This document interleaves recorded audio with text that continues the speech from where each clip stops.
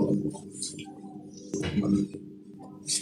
باللہ من الشیطان الرجیم بسم اللہ الرحمن الرحیم الحمد للہ رب العالمین والصلاۃ والسلام علی محمد وعلی آلہ وسلم۔ انشاءاللہ آج ہم سورہ نساء کے 6 رکوع کا مطالعہ کریں گے، اس دعا کے ساتھ کہ اللہ تعالی ہم سب کو اپنے حبیب رحمت العالمین نبی کریم صلی اللہ علیہ وسلم کے خیر ہم سب کو قرآن کریم کا صحیح مفہوم عطا فرمائیں۔ آئیے مطالعہ قرآن کا آغاز کرتے ہیں۔ بسم اللہ الرحمن الرحیم۔ الرجال قوامون علی النساء، مرد قوام ہیں عورتوں بما فضل اللہ بعضهم علی بعض، کیونکہ فضیلت دی ہے اللہ تعالیٰ نے بعض کو بعض پر، وبما انفقوا من اموالهم، اور اس وجہ سے کہ خرچ کرتے ہیں وہ اپنے اموال سے۔ فالصالحات قانتات حافظات للغیب بما حفظ اللہ، تو صالح خواتین مؤدب ہوتی ہیں، حفاظت کرنے والیاں ہیں ان دیکھے میں جیسے اللہ نے بات کا فرما رکھا ہے۔ واللاتی تخافون نشوزہن فعظوہن واہجروہن فی المضاجع، اور جن کے بارے تمہیں خوف و خراب سلوک کا تو باز کرو انہیں، علیحدہ رکھو انہیں سونے میں، واضربوہن، اور دہراؤ یہ کچھ، وَإِنْ أَطَاعْنَكُمْ فَلَا تَبْتَغُوا عَلَيْهِنَّ سَبِيلًا، اگر وہ اطاعت کرے تو مت تلاش کرو ان کا کوئی راہ۔ ان اللہ کان علیٰ کبیرا، بے شک اللہ تعالیٰ بالا تار ہے، بہت بڑا ہے۔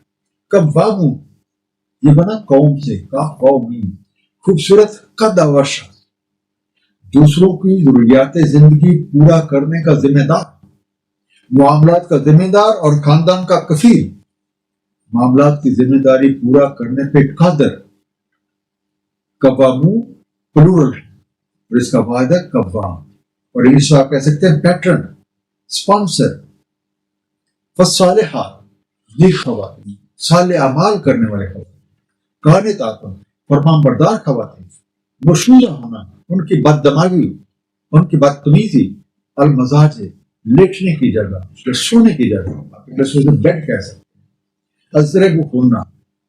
اضربوہن، جو باتیں پیچھے بتائی گئی ہیں ان کو دہراؤ،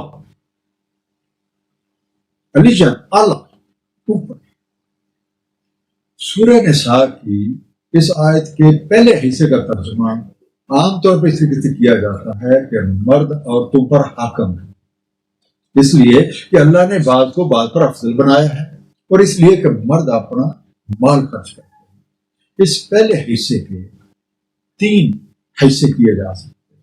پہلا الرجال قوامون علی النساء، دوسرا بما فضل اللہ بعضهم علی بعض، اور تیسرا وبما انفقوا من اموالهم۔ اب ان تینوں کو الگ الگ کر کے دیکھتے ہیں۔ عربی زبان کے جو لفظ قوامون ہے، اس کا اردو میں ترجمہ کیا گیا ہے حاکم۔ آپ خود دیکھیں اس آیت میں جہاں ایک دوسرے پر فضیلت کا ذکر ہے تو وہاں پہ صرف یہ مطلب لیا گیا ہے کہ مرد کو عورت پہ فضیلت ہے، حالانکہ ایک شادی شدہ لوگ اس حقیقت کو خوب جانتے ہیں کہ زندگی میں بے شمار مقامات ایسے ہیں جہاں پہ اسلام نے عورت کا رتبہ یہاں تک بڑھا دیا ہے کہ مرد اس تک پہنچ ہی نہیں سکتا، خاص طور پہ جب عورت کا جو ماں کا کردار ہے اس کی بات کی جاتی ہے۔ اس کا مطلب یہ ہوا کہ اس آیت میں فضیلت کا ذکر اگر مرد کے لیے سمجھا جائے تو یہ مطلق فضیلت نہیں ہے، بلکہ یہ کسی نہ کسی کردار اور کسی نہ کسی چیز کے ساتھ مشروط ہے۔ بصورت دیگر اس کا جو اطلاق ہے مختلف اوقات میں کبھی مرد اور کبھی عورت پہ ہو۔ اس آیت میں جو آگے سبب بیان ہو رہا ہے جسے مرد کی فضیلت سے منسلک کیا جا سکتا ہے وہ یہ کہ مرد اپنا مال خرچ کرتے ہیں۔ اب مال خرچ کرنے سے پہلے یہ ضروری ہے کہ مال آپ کے پاس ہو۔ مال اپنے پاس ہونے کے لیے ضروری ہے کہ مال کمایا جائے، اور اس کے لیے ضروری ہے کہ جو مرد صاحب ہیں وہ گھر سے باہر نکلیں، وہ ان کی کوئی جاب ہے، کوئی محنت مزدوری ہے، کوئی کاروبار ہے، تو جو بھی معاشی سرگرمیاں ہیں ان میں حصہ لے اور جدوجہد کریں۔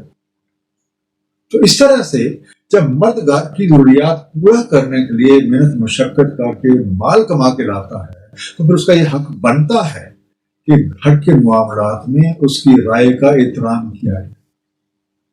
اب سوال یہ ہے کہ اگر کوئی مرد گھر کی کفالت کرنے کے لیے اپنی معاشی ذمہ داریاں پوری نہیں کرتا اور مجبوراً اس کی بیوی کو، اس کی بیٹی کو یا اس کی بہن کو یہ ذمہ داریاں پوری کرنے کے لیے کوشش کرنی پڑتی ہے، تو کیا اس مرد کی اس گھر میں کوئی فضیلت قائم رہے گی؟ اور بعض گھروں میں یہ صورتحال بھی تو پیش ہو سکتی ہے کہ جو کفیل مرد تھا وہ فوت ہو گیا ہے، یا وہ کسی وجہ سے اپنے خاندان سے چھوڑ چھاڑ کے کہیں دور چلا گیا، اور پیچھے ایک خاتون ہے جس کے 4-5 بچے ہیں جو پڑھ رہے ہیں۔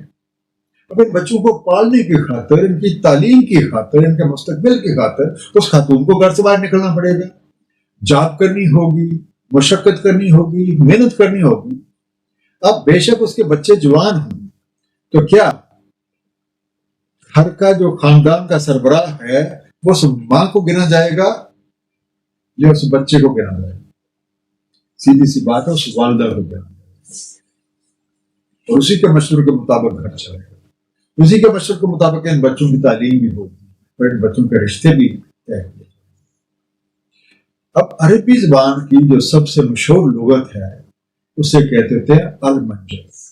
بات کا ہو سکتا ہے میرا پروننسیشن ٹھیک نہ ہو تو المنجد بھی آپ کہہ سکتے ہیں۔ اس میں جو قواموں کے معنی ہیں یہ بالکل وہی ہیں جو آپ کے سامنے اسکرین پہ لکھے ہوئے ہیں۔ جب سب سے پہلی بات ہے دوسروں کی ضروریات زندگی پورا کرنے کا ذمہ دار۔ دوسرا اس میں میننگ دیا گیا ہے خوبصورت قدوہ۔ تیسرا میننگ اس میں دیا ہے معاملات کا ذمہ دار اور کفیل، اور آخری میننگ اس میں دیا گیا ہے معاملات کی ذمہ داری پورا کرنے پہ قادر۔ اب جب ان معنی کو سامنے رکھ کے آپ آیت کے شروع والے حصے میں آپ غور کریں گے تو ایک بالکل مختلف صورتحال سامنے بجائے اس کے کہ مرد کو حاکم قرار دیا جائے، آپ کو نظر آئے گا یہاں عورت کے حقوق کی حفاظت کی جا رہی ہے۔ اور گھریلو زندگی کا جو معاملہ ہے اس میں یہ بات بہت ضروری ہے کہ وہ مرد اور وہ عورت دونوں مل کے گھر کا نظام چلائیں، یہ مشترکہ ذمہ داری ہے۔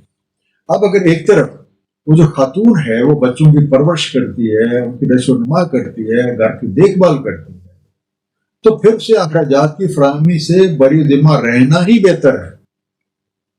چنانچہ اس صورت میں جو بیوی اور جو بچے ہیں اور جو گھر کے دوسرے جو زیر کفیل افراد ہیں ان کے معاش کے حصول کے لیے مرد کی ذمہ داری ہے۔ اب اس حیثیت سے جو مرد ہیں وہ عورتوں کے لیے ضروریات زندگی فراہم کرنے کے ذمہ دار ہیں، اور ایسا کر کے وہ اس خاتون پہ کوئی احسان نہیں کرتے، بلکہ جو عورت گھر میں کردار ادا کر رہی ہے اس کی بھی اپنی ایک حیثیت ہے۔ تو ایک طرف وہ ڈیوٹی دے رہی ہے، دوسری طرف وہ مرد جو ہے وہ ڈیوٹی دے رہی ہے۔ ابھی شاید کی ترجمانی اس طریقے سے ہو سکتی ہے کہ عورتوں کے لیے وسائل مہیا کرنا اور وہ دیکھ بھال مردوں کی ذمہ داری ہے، کیونکہ اللہ نے ایک دوسرے پہ فضیلت دے رکھی، اور وہ فضیلت کی وجہ یہ ہے کہ وہ مرد جو ہے اپنا مال خرچ کرتے ہیں۔ سورہ نساء میں یہ والی جو آیت اس فضیلت کے اس مشروط اعلان کے علاوہ پورے قرآن کریم میں عورت پہ حاکمیت کا کوئی فرمان نہیں۔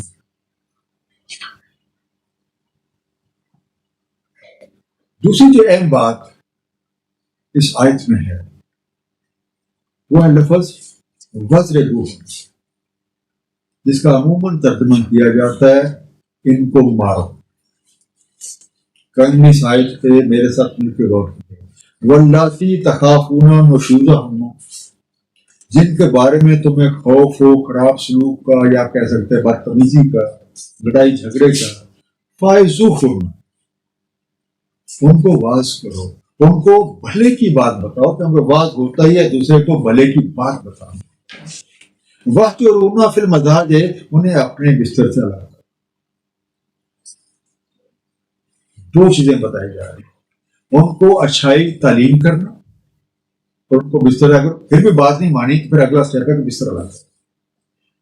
آگے دیکھیے وزر گو ہونا، جس کا عام طور پر ترجمہ مارو. ضرب کا میننگ ہوتا ہے کسی چیز کو دہرانا. جیسے لفظ ہم عام طور پہ استعمال کرتے ہیں ضرب المثل، وہ مثال جو بار بار دہرائی جاتی ہے.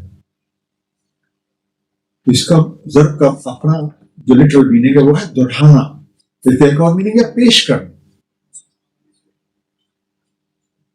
اس لحاظ سے بنتا ہے کہ جن خواتین سے کوئی بدتمیزی کا خوف ہو تو ان کو مناسب انداز میں ایک پیار کے ساتھ نرم طریقے کے ساتھ ان کے بھلے کی بات بتاؤ کہ یہ گھر بنا ہوا ہے، اس کو مت اجاڑو، ہم دونوں مل جل کے رہیں، بچوں کے اچھے سے پرورش کریں، تو یہ بات بہتر ہے. اب اگر وہ باز نہ آئے تو اگلا اسٹیپ یہ ہے کہ ان کا بستر الگ کر دو. پھر بھی باز نہیں آتی تو یہ دونوں اسٹیپس جو ہیں ان کو دہراؤ. یہ جو پیچھے دونوں باتیں بتائی گئی ہیں ان کو ریپیٹ کرو. اب آگے دیکھیں پھر اتوانا کو، اگر وہ اطاعت کرنے لگ جائیں، انہوں نے آپ کی بات مان لی، ولا تبتغوا علیہن سبیلا، تو مت تلاش کرو ان پہ کوئی راہ، تو میں طلاق کر دے دوں گا، میں اسے ماروں گا، میں فلان کروں گا، میں فلان کروں گا. کوئی اس طرح کی حرکت مت کرو. ان اللہ کا علیجن کبیرہ، علیجن کبیرہ، بے شک اللہ تعالیٰ بڑا ہے، بہت بڑا ہے. اللہ تعالیٰ نیتوں کے حال سب سے بڑھ جاتا ہے اور اس کے احکامات کے نبی کریم صلی اللہ علیہ وسلم کے احکامات کے مطابق عمل کرنے میں بڑھائی ہے. کیا کوئی شخص مجھے بتا سکتا ہے کہ 9 ازواج محترمات تھی کہ ہمارے نبی نے کبھی کسی کو مارا ہو؟ نہیں ہے. تو سب سے آسان طریقہ زندگی میں جب کبھی کوئی پرابلم آئے سنتے نبی کو سامنے رکھے اور سوچے طریقہ ان حالات میں نبی پاک صلی اللہ علیہ وسلم نے کیا طریقہ کار اختیار کیا، کس بات کی طرح. وَإِنْ شِقَاقَ بَيْنِهِمَا، اگر تمہیں خوف و پھوٹ پڑنے کا ان دونوں کے مابین، فَبَعْثُوا حَكَمًا مِنْ أَهْلِهِ وَحَكَمًا مِنْ أَهْلِهَا، تو مقرر کرو ایک منصف مرد کے اہل خانہ سے اور ایک منصف خاتون کے اہل خانہ. اَن يُرِيدَا إِصْلَاحًا يُوَفِّقِ اللَّهُ بَيْنَهُمَا، اگر یہ دونوں ارادہ کریں گے اصلاح کا، یہ دونوں جو منصف ہے اگر یہ دونوں ارادہ کریں گے اصلاح کا، موافقت فرما دے گا اللہ تعالیٰ ان دونوں کے مابین. اللہ کا بے شک اللہ تعالیٰ علیم ہے، خبیر ہے، حکم، ایک ثالث، ایک فیصلہ کرنے والا، آربیٹریٹر، ایڈجوڈیٹر. جس طرح شادی کا رشتہ قائم کرنے کے لیے دونوں خاندانوں کے بڑے مل بیٹھے تھے اور باہمی رضامندی کے ساتھ مختلف امور کو طے کیا تھا، بالکل اسی طریقے سے اگر میاں بیوی کے درمیان کو انبن ہو جائے اور وہ بذات خود ان اختلافات کو حل نہ کر سکے تو پھر دونوں خاندانوں کے بڑوں کا یہ فرض ہے وہ اپنے وسیع تجربے کی مدد سے اس جوڑے کے درمیان پیدا ہونے والی غلط فہمیوں کا ازالہ کرے تاکہ ایک بنا بنایا گھر اجڑنے سے بچے. قانون ربی کے مطابق اس کا طریقہ یہ ہے کہ دونوں خاندانوں سے ایک ایک مرد اور وہ عقل مند اور منصف مرد ہیں ان کو بطور ثالث جو ہے وہ مقرر کیا جائے. وہ دونوں مل بیٹھیں، ان دونوں کی بات چیت غور سے سنیں، پھر اپنی عقل اور سمجھ کے ساتھ جو ہے اس پہ غور و فکر کریں، کیونکہ اللہ تعالیٰ کا وعدہ ہے کہ اگر یہ دونوں حق، یہ دونوں ثالث خلوص سے نیت کے ساتھ یہ تعلق برقرار رکھنے پہ تیار ہوں گے تو انشاءاللہ اللہ تعالیٰ ان دونوں کے درمیان موافقت فرما دے. وَعْبُدُوا اللَّهَ وَلَا تُشْرِكُوا بِهِ شَيْئًا، اور عبدیت کرو اللہ تعالیٰ کی اور مت شریک ٹھہراؤ اس کے ساتھ کسی شے کو. وَبِالْوَالِدَيْنِ إِحْسَانًا وَبِذِي الْقُرْبَى وَالْيَتَامَى وَالْمَسَاكِينِ، اور والدین کے ساتھ احسان کرو اور اقربا اور یتیموں اور مسکینوں کے ساتھ. وَالْجَارِ ذِي الْقُرْبَى وَالْجَارِ الْجُنُبِ، قریبی ہمسایہ اور ہمسایہ جانب کا یا کہتے ہیں دور کا ہمسایہ. وَالصَّاحِبِ بِالْجَنبِ وَابْنِ السَّبِيلِ وَمَا مَلَكَتْ أَيْمَانُكُمْ، اور پاس بیٹھے رہنے والے اور مسافر کے ساتھ اور جو تمہارے مملوک ہیں. ان اللہ لا يحب من كان مختالا فخورا، بے شک اللہ تعالیٰ کو نہیں محبت کسی اترانے والے فخر جتانے والے کے ساتھ، مختال گمنڈی پرو اکڑی ہوئی گردن والا، فخورا شیخی خورا، بوسٹفل۔ اس ہنگامہ زندگی میں اپنے اصل کام یعنی اپنے مقصد تکلیف کو مت بلا بیٹھو۔ یہ میراث کی باتیں ڈسکس ہو رہی ہیں، شادی بیاہ کی باتیں ڈسکس ہو رہی ہیں، بین اختلافات جو ہیں ان کو حل کرنے کی باتیں ہو رہی ہیں، یہ سارے اس دنیا کے معاملات ہیں، لیکن ان معاملات میں الجھ کے اپنا جو اصل مقصد جس کے لیے تمہیں اس دنیا میں بھیجا گیا ہے اس کو نہ بھولو، اور وہ ہے عبدیت، اللہ کی بندگی۔ اور یہ کام سر انجام دینے کے لیے ضروری ہے کہ سب سے پہلے کسی بھی چیز کو اللہ تعالیٰ کا شریک نہ ٹھہراؤ، دوسرا والدین اور اپنے قریب رشتہ داروں کے ساتھ حسن سلوک کرو، تیسری بات بالکل اسی طریقے سے یتیموں کے سر پہ شفقت کا ہاتھ رکھو، اور جس حد تک ممکن ہو مسکینوں کے ساتھ بھی اتنے سلوک کرو، اور پھر جو ہمسائے ہیں ان کا بھی تم پہ حق ہے، وہ قریبی ہوں دور کے ہیں، ان سب کے ساتھ بھی حسن سلوک کرنا ہے۔ اور پھر جو لوگ آپ کے ہم مجلس ہیں، آپ کے قریبی ساتھی ہیں، ان کی بھی مدد کرنی ہے، جو راہ کے مسافر ہیں جن کا وقتی ساتھ ہے ان کو بھی، اور اپنے مملوکوں کے ساتھ بھی حسن سلوک کرو، اور جس تک ہو سکے ان کے کام۔ یاد رکھو اللہ تعالیٰ خود بھی کسی مغرور اور متکبر اور شکی بات کو پسند نہیں فرماتا، بلکہ اسے تو وہ پسند ہے جو اس کی مخلوق کی خدمت کرتے ہیں اور ان کے کام آتے ہیں۔ للذین یبخلون ویأمرون الناس بالبخل، اور جو بخل کرتے ہیں اور امر دیتے ہیں لوگوں کو بخل کا، ویکتمون ما آتاہم اللہ من فضلہ، اور چھپاتے ہیں جو دے رکھا ہے اللہ تعالیٰ نے انہیں اپنے فضل سے، وَأَعْتَدْنَا لِلْكَافِرِينَ عَذَابًا مُهِينًا، اور تیار کر رکھا ہے ہم نے کافروں کے لیے ایک عذاب اہانت آمیز۔ والذین ينفقون اموالهم رئاء الناس، اور جو لوگ خرچ کرتے ہیں اپنے مال لوگوں کو دکھاوے کے لیے، ولا یؤمنون باللہ ولا بالیوم الآخر، نہیں ایمان رکھتے اللہ تعالیٰ پہ اور یوم آخر۔ ومن یکن الشیطان لہ قرینا فساء قرینا، اور جو کو بنا لے شیطان کو اپنا ہم نشین تو کیا ہی برا ہم نشین ہے۔ قرینا، قرین ساتھی، اس کا لٹرل میننگ ہے ایک ہی رسی میں اکٹھے بندے ہونا، یا ایک چیز کا دوسری کے ساتھ اکٹھا ہونا، لیکن اس کو آپ کہہ سکتے ہیں بڑی۔